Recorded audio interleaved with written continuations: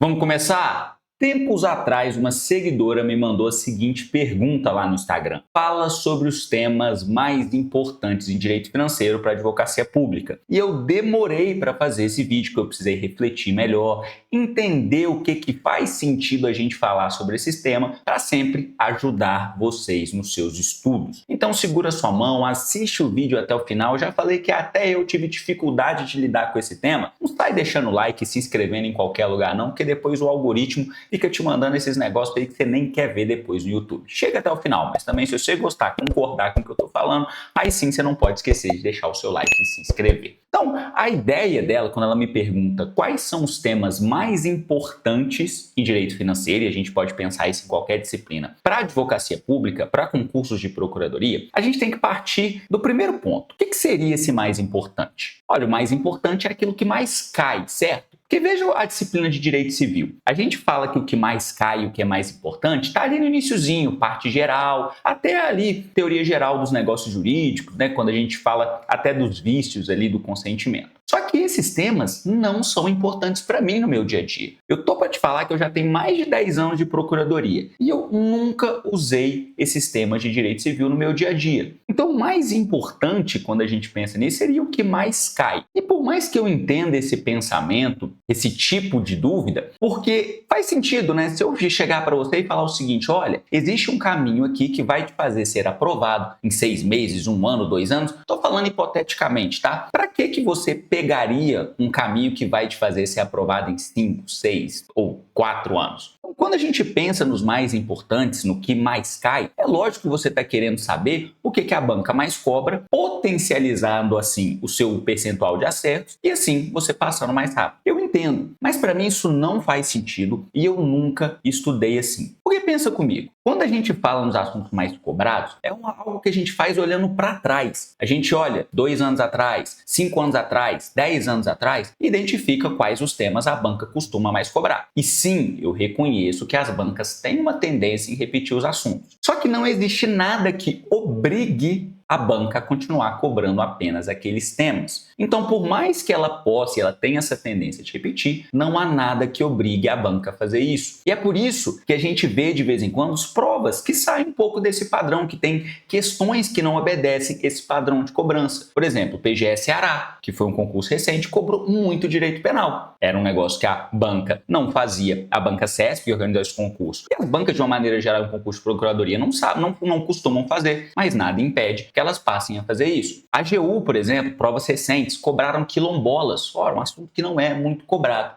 Considerando isso, e mesmo tendo em vista os temas mais importantes, eu sempre preferi focar meus estudos em aprender a matéria. Vamos ficar dentro de direito financeiro, que foi a pergunta da seguidora. Em vez de eu estudar e focar só nas matérias que mais cobravam, eu focava em estudar e aprender o direito financeiro como um todo. O porquê dos conceitos, o porquê das classificações, entender os princípios, para eu ter ferramentas para aprender de verdade e além de decorar, e eu consegui navegar não só nos temas mais importantes, mais cobrados, quanto naquelas questões que são mais incomuns. É por isso, por exemplo, que o curso de Direito Financeiro, que é grátis aqui no YouTube, do professor Renner é tão bom. É algo que ele se preocupou em passar para os alunos esse conhecimento estruturado da matéria. E assim você consegue, de novo, enfrentar questões que são as mais cobradas e também questões que são aquelas mais incomuns. Só que eu não estou querendo dizer que você tem que ignorar 100% o que a banca mais cobra. Você tem que separar 2 momentos diferentes. Quando você está estudando, preocupado em aprender a matéria, faça o que eu te falei e o que eu sempre fiz nos meus estudos. Foque em aprender a matéria como um todo. Se você está pensando ali numa revisão de reta final, que não é o momento de aprender a sua matéria, é o momento de revisar os temas, e aí sim você pensando em potencializar os seus pontos numa prova que vai chegar, aí sim faz sentido você pensar em focar nos pontos que mais caem, porque, de novo, a tendência é que a banca repita boa parte desse conteúdo. Porque se você focar os seus estudos só naquilo que mais cai, além de você não aprender a matéria como um todo, seu conhecimento é igual uma coxa de retalhos, por exemplo. Você sabe um pouquinho aqui de princípio, mas não sabe toda a base principiológica. Sabe um pouquinho aqui, sei lá, de regras da LRF, mas não sabe a LRF como um todo. E aí você não consegue ter aquele conhecimento estruturado que, de novo, já tem vídeo aqui também no canal sobre formação de base, que é o que é mais importante, ou melhor, o que é muito importante para você passar. E aí, é esse o meu conselho que eu dou para vocês. Foque em estudar a matéria como um todo, em aprender, porque naturalmente, nesse estudo estruturado das disciplinas, você vai cobrir tanto os temas que mais caem, quanto adquirir conhecimento para navegar ali nas questões mais incomuns, mas é o que eu sempre falo para vocês. Isso foi o que eu fiz, isso é o que eu faria se eu estivesse estudando para concurso hoje, é o que funcionou para mim. Como eu não sou o dono da verdade, nem quero ser, e também falei aqui da importância, né, desses temas que mais caem, mas mais focado no estudo de reta final, eu vou mostrar para vocês aqui como eu faria esse levantamento, como a gente identificar os temas mais cobrados, sempre pensando que mais importante é o que é mais cobrado. E fazer esse levantamento é muito simples. Você vai precisar ter uma conta no site TecConcursos, tecconcursos.com.br, e lá, bem tranquilo, você consegue fazer isso até com a conta gratuita, que é a conta que eu tenho lá. Então você acessa, quando você fizer o login, você vai cair nessa tela aqui, que é a tela de início. Você vem aqui embaixo, já até estava aqui testando para mostrar para vocês, e bota criar novo caderno de questões. Você vai cair nessa tela aqui, Então, vamos usar o exemplo que a seguidora pediu. Nós queremos fazer o levantamento do que mais cai em AFO, né, que é direito financeiro, colocar todo o conteúdo aqui.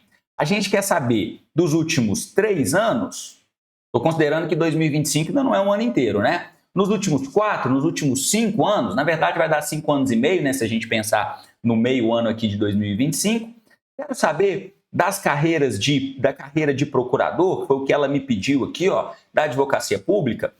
Para mim não faz sentido, né? Mas você pode, às vezes, fazer um filtro aqui por banca, por exemplo, quero saber só o que cai aqui na banca CESP, ou será que aqui já está Sebrasp, CESP, Sebrasp? Não vou colocar porque para mim não faz sentido.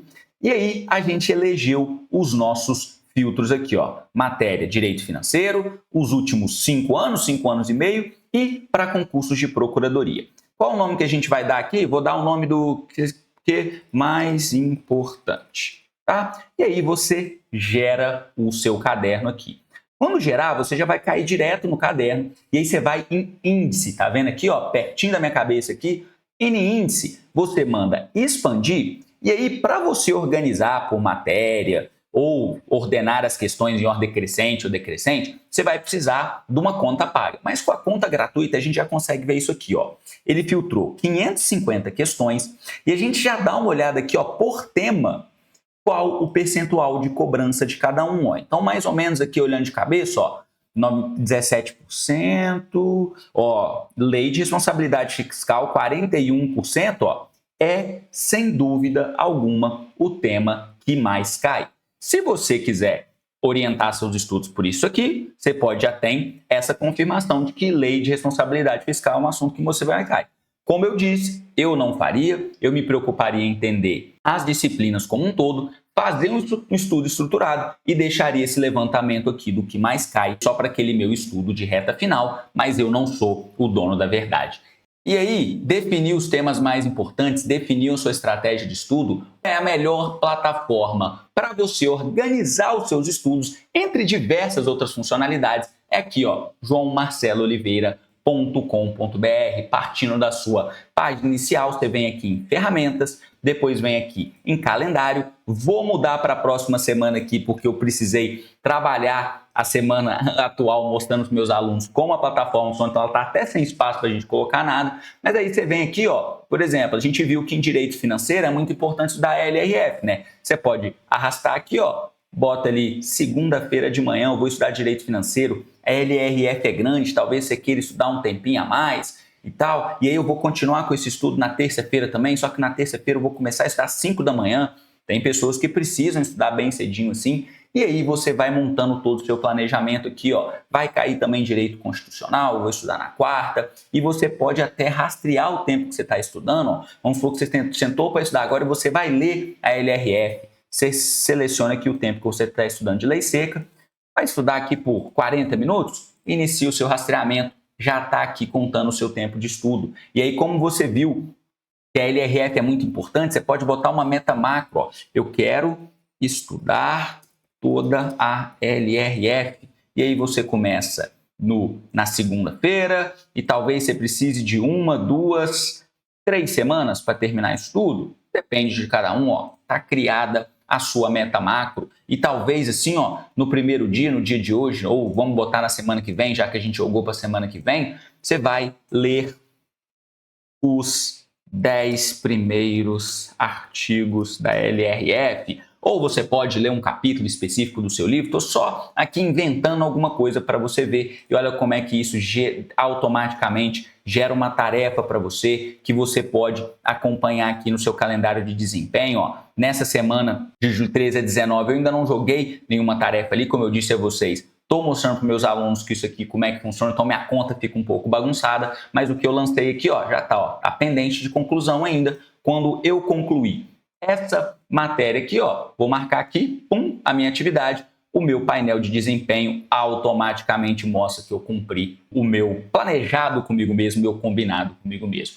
Essa e diversas outras funcionalidades tá aqui no marcelooliveira.com.br. Se você tem interesse, ó, assinatura da plataforma, ou se você está focadão na GU, aqui, Mentoria GU, para você estudar comigo.